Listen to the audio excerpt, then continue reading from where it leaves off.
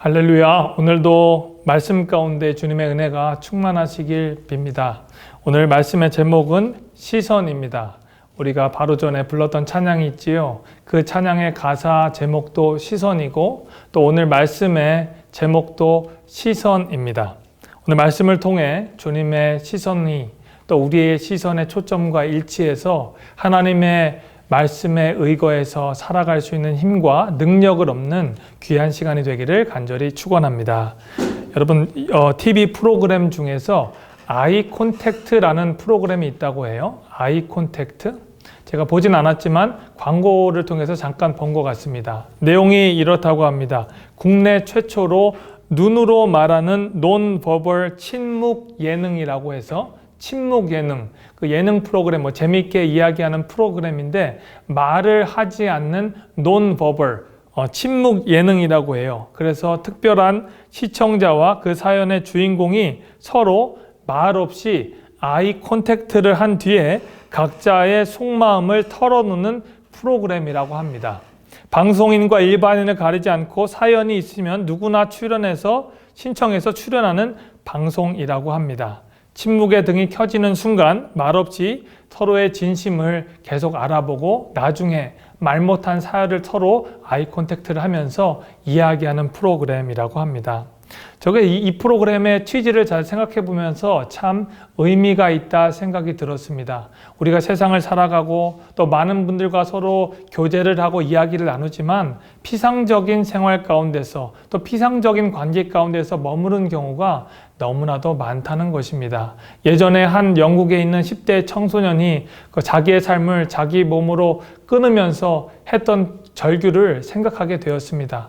페이스북이라고 하는 소셜 네트워크 서비스에 수천 명의 친구가 있는데 자기가 생의 마지막을 결단하고 또 이제 그만두고 자기가 스스로 목숨을 끊라고 했을 때 진심으로 자기에게 괜찮니? 정말 그러니? 라고 다가와주는 친구가 하나도 없었다라고 말하면서 자기의 삶을 마무리하는 것을 보았습니다.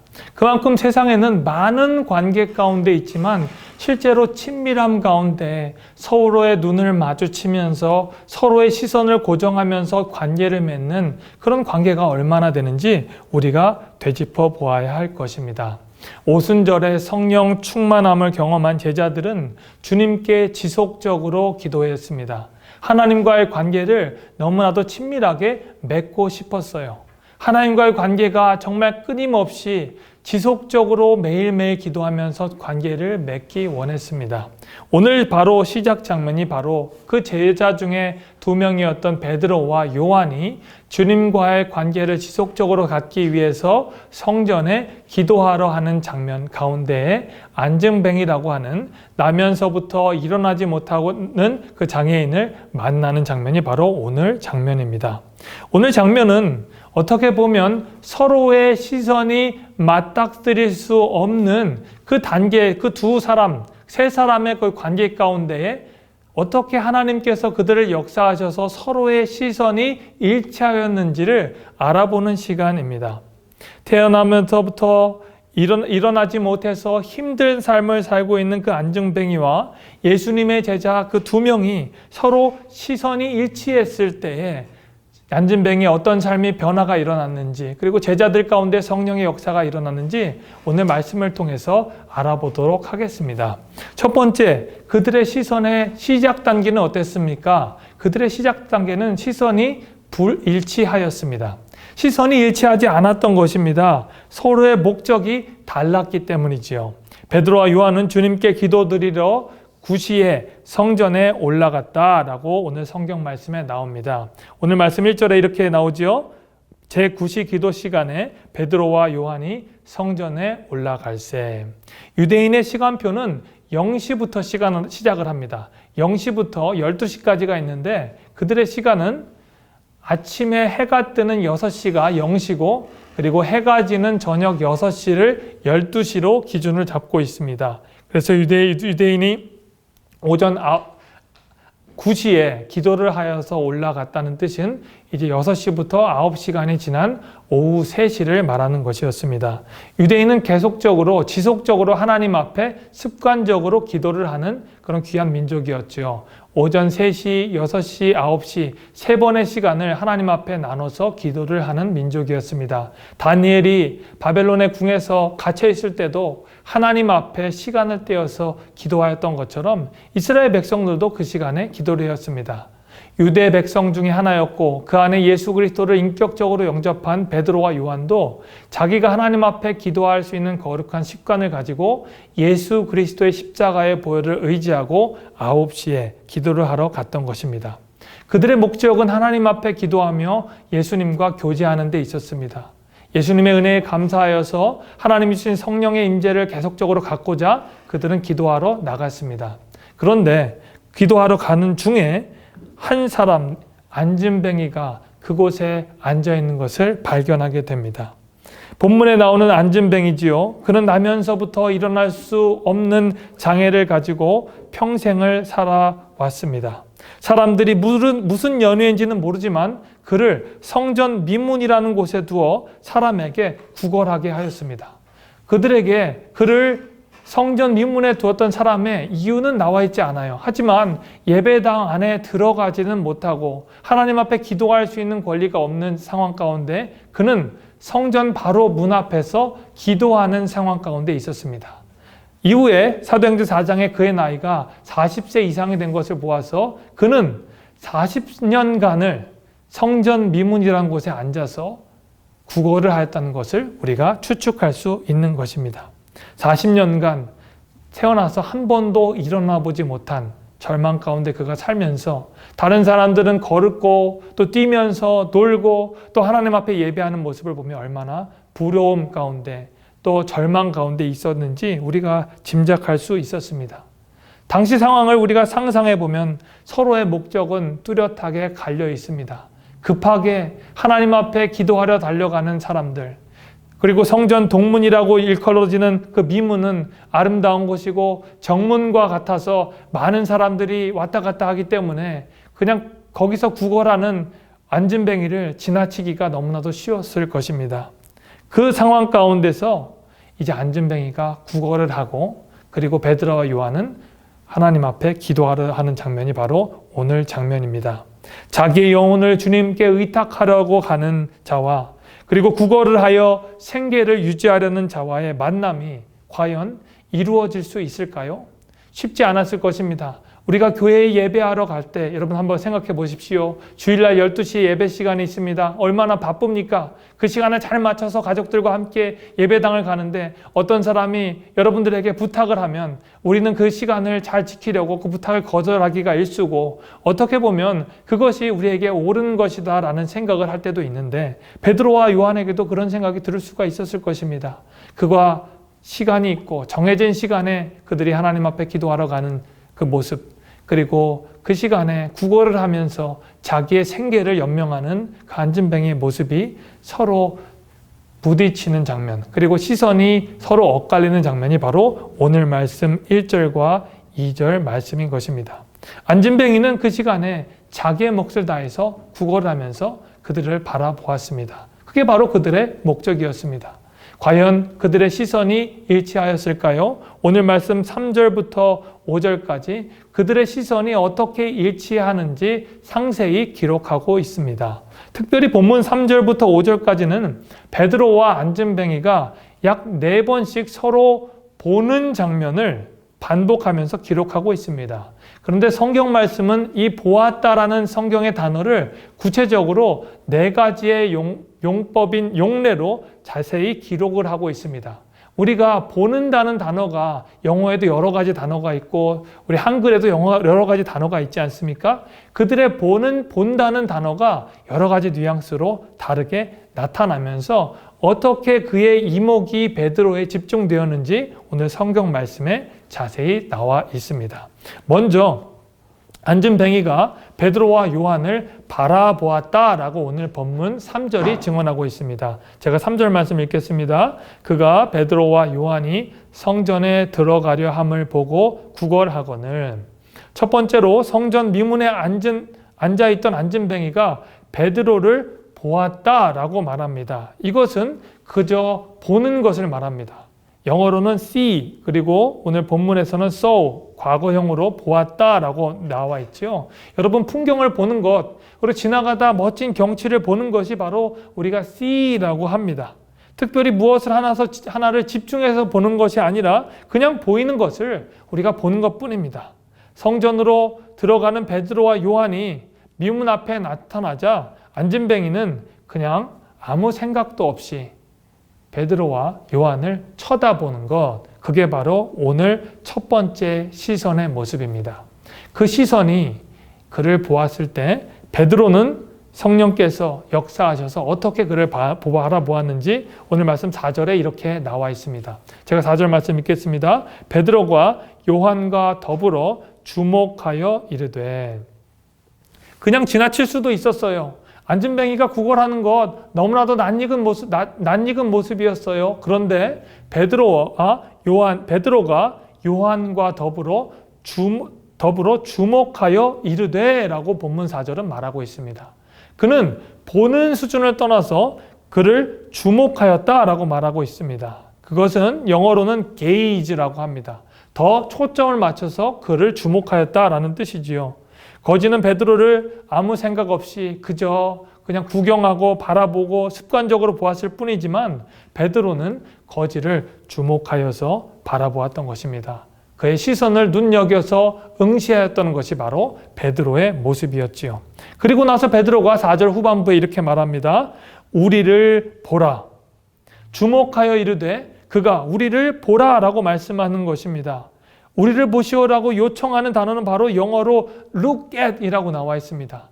그는 이미 베드로를 보고 있었어요. 그런데 베드로가 다시 한번 말하는 겁니다. 그냥 일반적으로 보는 그런 거 말고 나를 주목하여 바라보라 라고 말하는 것입니다. 베드로를 건성으로 보고 구걸하는 거지에게 베드로는 주목할 것을 요구했다는 것입니다. 도대체 무엇을 그가 주목하길 원했을까요? 그의 시선을 고정하길 원했을까요? 베드로의 마음속에는 안진뱅이는 자신을 보지 못하고 있었기 때문에 베드로는 영적으로 그가 마음 가운데 있는 구걸하는 마음, 그리고 그에게 있는 물질을 채우려는 마음, 그 이상의 것을 주목하여 보라라고 말하였던 것입니다. 그래서 안진뱅이는 이렇게 성경에서 기록하면서 주목하고 있습니다. 5절 말씀에 이렇게 기록하지요. 그가 그들에게서 무엇을 얻을까 하여 바라보거늘.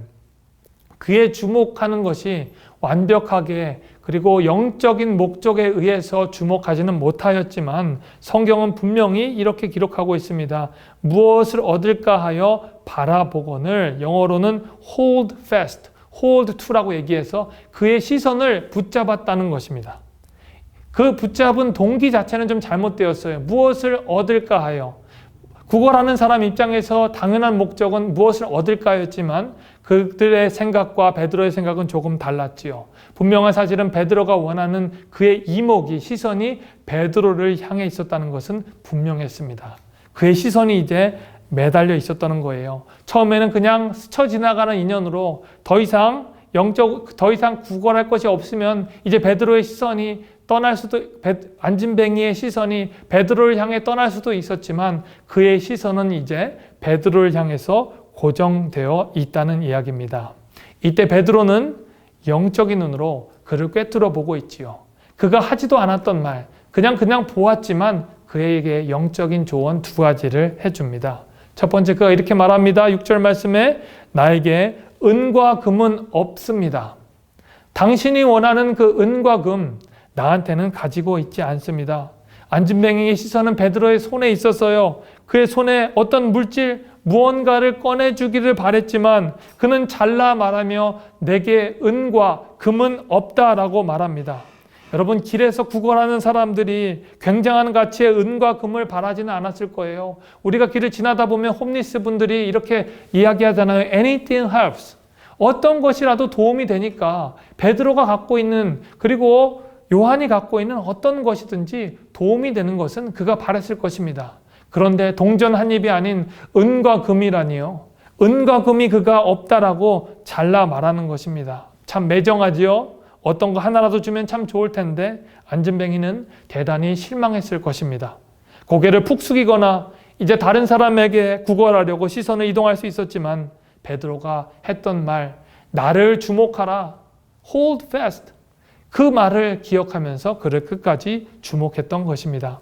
베드로는 이렇게 말합니다. 은과 금은 내게 없거니와 내게 있는 것을 내게 주노니 나사렛 예수 그리스도의 이름으로 일어나 걸으라. 이게 바로 베드로가 하고 싶었던 말이에요. 은과 금보다 더 귀한 것, 세상의 가치로 매길 수 없는 그 예수 그리스도의 그 이름의 능력, 그것을 너에게 주노니 이제 일어나서 걸으라 라고 그에게 말씀하셨던 것입니다. 베드로의 시선은 그의 고통에 있었습니다. 그의 물질에 있지 않았어요. 베드로의 시선은 바로 그의 앉은 다리에 멈춰져 있었던 것입니다. 그리고 그의 마음은 바로 그의 능력에서 나온 것이 아니라 성령의 시선에서 나온 멈춤이었고, 성령의 시선이 바로 그 안진뱅이의 몸에, 육체에, 그의 고통에 있었기 때문에 그를 자유하게 하고 싶고자 하는 예수님의 능력으로 그를 일어나게 명령하셨던 것입니다. 이제 안진뱅이의 시선과 그리고 베드로의 시선이 일치했습니다.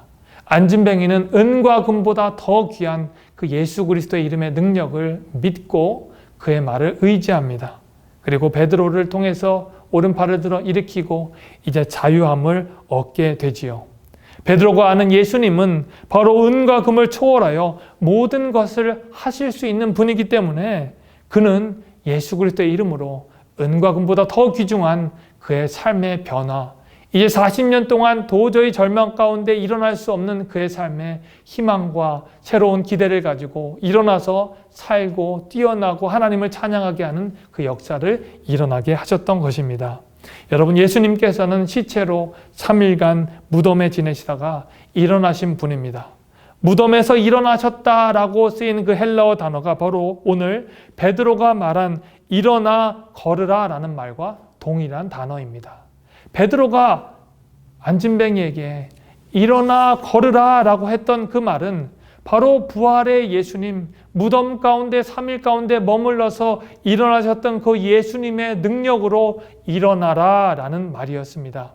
부활하신 예수님께서 베드로를 일으키셨고 그가 영적으로 다시는 침체되지 않고 부활의 증인으로 일으키셨기에 그는 당당하게 안진뱅이에게 일어나라 라고 선포하였고, 예수 그리스도의 이름의 능력이 그 안진뱅이의 믿음을 통해 서로 시선이 일치됨으로 말미암아 그가 일어나는 기적의 역사가 일어났던 것입니다.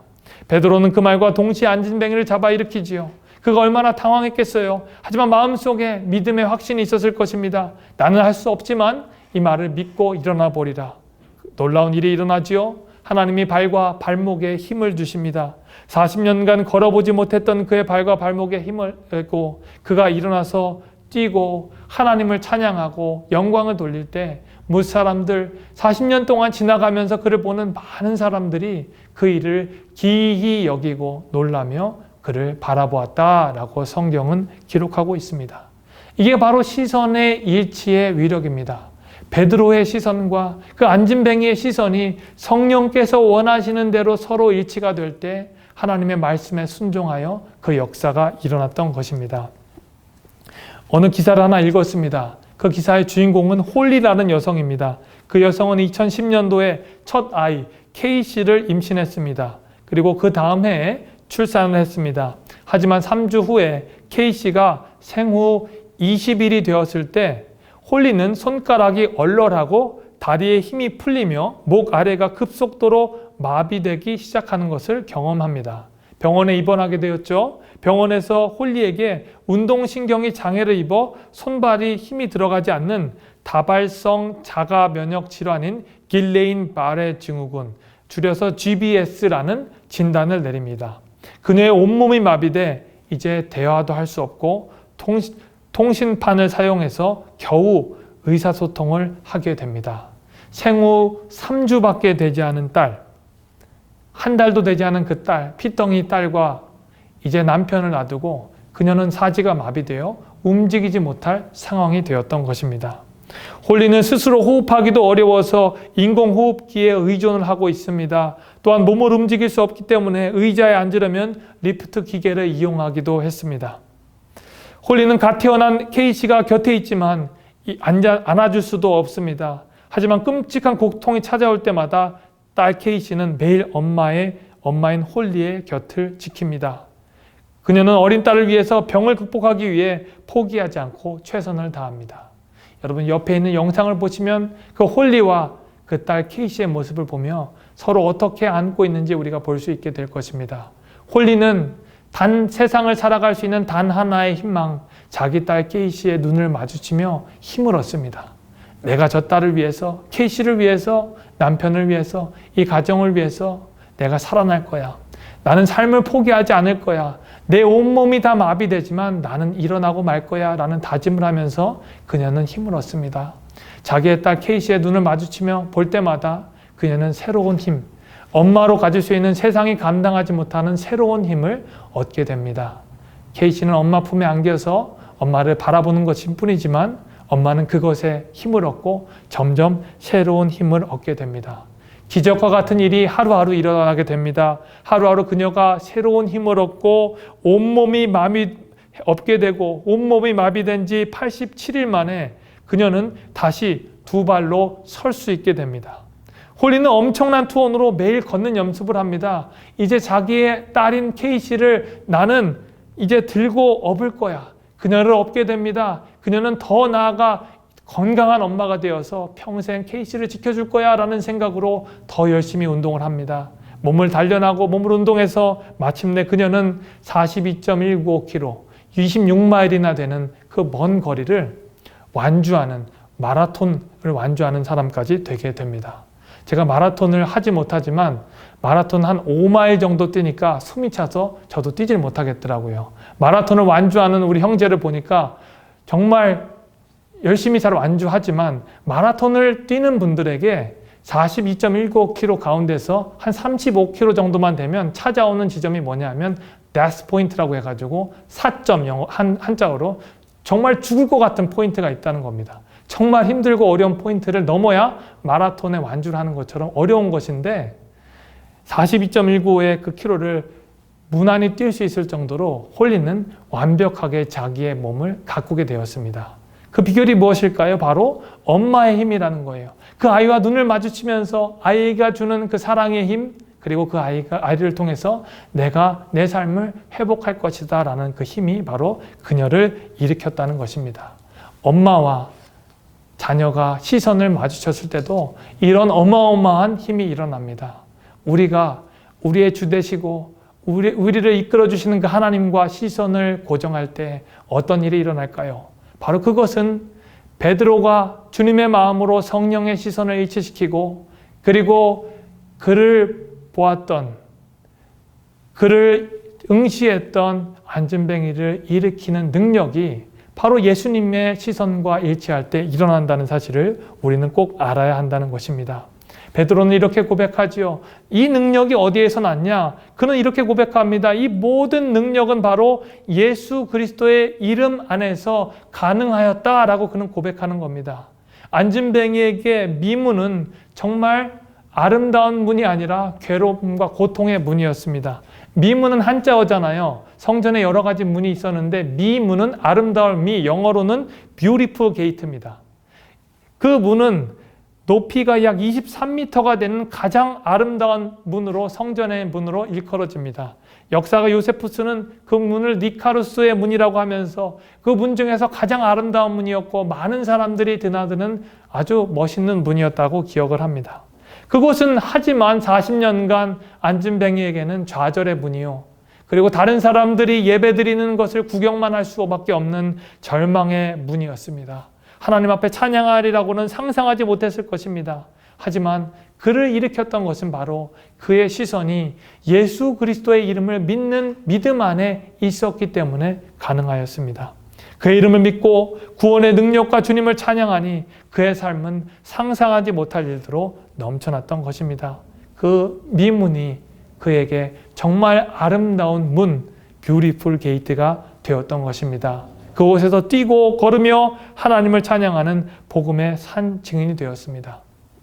여러분, 이것이 가능하기 위해서 그가 베드로와 요한을 바라봤지만 그가 뛰어다니고 그가 일어나기 위해서는 베드로와 요한의 시선의 고정이 필요했던 것을 우리가 알고 있습니다.